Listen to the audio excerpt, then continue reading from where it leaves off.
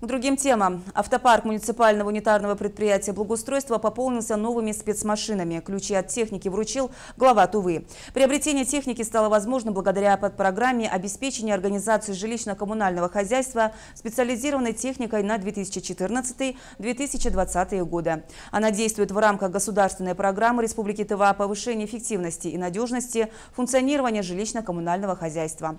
Сами сотрудники не скрывали радости от того, что теперь смогут работать на новых автомобилях. В автопарке предприятия теперь есть автоэвакуатор с сломанной платформой и выдвижными аппарелями, мусоровоз на шасси МАЗ и вакуумная автоцистерна на шасси КАМАЗ. Ключи от новых машин получили водители МУП благоустройства, которые будут непосредственно на них работать. Среди них Буян Нурзат.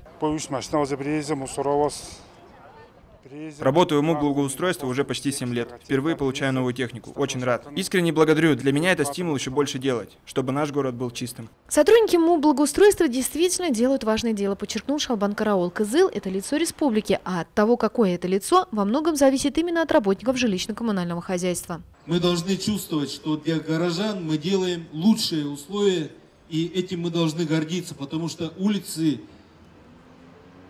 дворы, вообще наша столица – это лицо республики. Я очень полагаюсь на вас, дорогие коллеги, на то, что городские предприятия, учреждения будут работать свой функционал, свои задачи в полной мере.